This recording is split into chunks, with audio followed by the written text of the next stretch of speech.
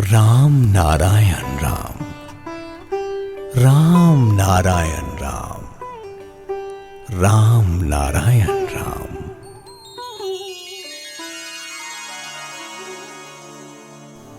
आज कक्षा नहीं होगी, नहीं हो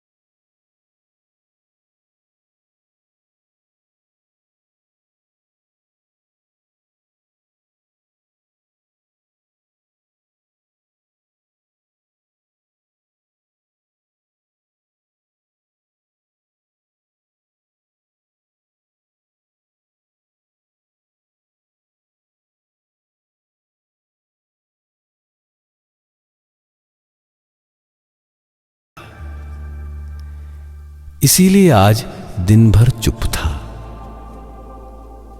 क्या हूं, दुख होता है। मैं खुद बीमार पड़ गया हूं। बोलकर क्या फायदा है।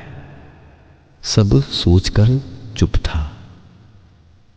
बहुत से लोगों ने आकर नेताजी की बैठक में चलने को कहा था। मैंने कहा कि मैं जाकर क्या करूंगा। कितनी बार कहा है, गारंटी देकर कहा है, पर कोई ध्यान ही नहीं देता। कितनी बार पुकारा है, कोई तो नहीं आता। मुझे ही लाल बाजार जाना पड़ता है।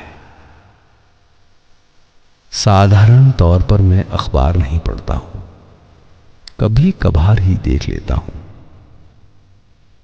आज पत्रिका खोलकर देखता हूं, नेताजी कहीं दिखाई नहीं दिए। अखबार में नेताजी की एक भी तस्वीर दिखाई नहीं दी। किसी अखबार में नेताजी की एक भी तस्वीर छपी है? छपी भी है तो किसी कोने में। सभी तो सरकारी अखबार है, जिसकी वजह से कोई उन्हें नहीं पहचानता। जिधर देखता हूं उधर ही गड़बड़ दिखाई देता है। आज उनकी आयु 76-77 वर्ष है। और कितने दिन? उम्र के हिसाब से क्या। मैं चाहता था कि चीन भी मिल जाता। 3 देश अगर एक होकर रहते। केवल वो ही नहीं, यहां के और भी अनेक लोग वहां गए हैं, देख रहे हैं, कामकाज कर रहे हैं। आशा करता हूं कि अगर अचानक एक रहस्य है। पूर्णिमा के दिन आना, कीर्तन करना, नेताजी के बारे में कुछ नहीं कहा जाएगा। बहुत से लोग प्रश्न करते हैं, नेताजी के बारे में जो कुछ कहा गया वो कुछ नहीं है। अपने वेद के बारे में जो कहता आ रहा हूं, वेद के आदि तत्व की जिस चर्चा में हूं, वो सुर और प्रतिध्वनि आज अनेक लोगों में दिखाई देती है। संसार में स्वाधीनता एक ही है। यही स्वाधीनता का संगीत है। यही राष्ट्रीय संगीत है। यही आकाश स्थित वास्तविक प्राण है। इस वर्ण के साथ जो मिला हुआ है, उसमें आकाश की तरह ही प्रसारता और व्यापकता है। हम उसी के उपासक हैं। उसी व्यापकता की ध्वनि हमारा राष्ट्रीय संगीत होगी, जो पूरे आकाश में फैली हुई है। बंगला में जो राम नारायण राम है, ये ध्वनि आकाश की ही ध्वनि है। आकाश का ही दूसरा नाम है। चेतना को उपलक्ष्य बनाकर जो नामाकरण हुए हैं, वो साधना की सुविधा की दृष्टि से किए गए हैं। इसी बोध से नाम लेकर आकाश के बारे में चिंतन किया जाता है। विराट की प्रसारता को ग्रहण कर पाना साधारण के लिए कठिन है। इसीलिए ABCD जैसे सहज उपाय का सहारा लिया गया है। कीर्तन के माध्यम से इसका उच्चारण कर हम अपने अंतर का सब कुछ ढालकर हल्के हो जाते हैं। इस नाम, इस गान, इस सुर को जितना अधिक सुनोगे, इसका जितना चिंतन करोगे, उतना ही इसके अर्थ को समझ सकोगे।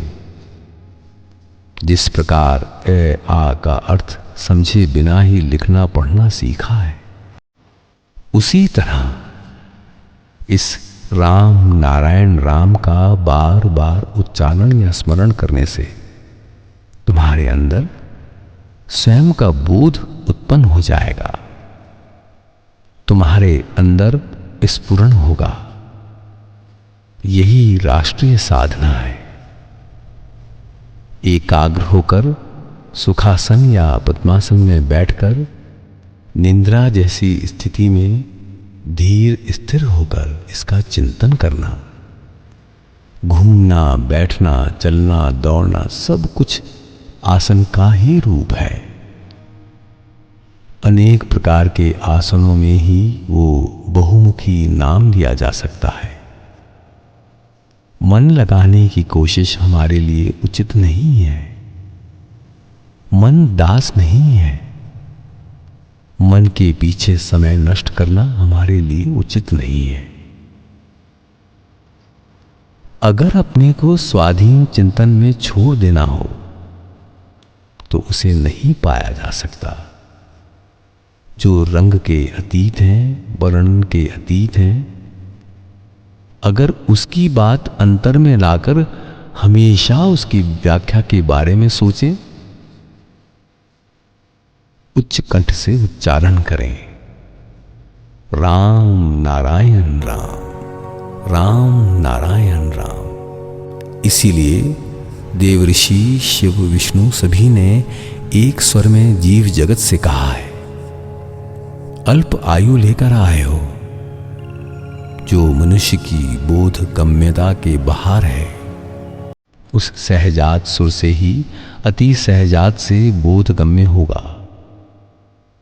तुम्हारे पास उतना ही है जिससे तुम वहां तक पहुंच सको, और कुछ नहीं। केवल राम नारायण राम का गायन करते रहो। इसी नाम में सब कुछ है, इसका प्रचार करो। प्रचार की आवश्यकता है। हर घर में ये एकमात्र सुर राम नारायण राम पहुंचाया जा सके, वैसा प्रयत्न करो।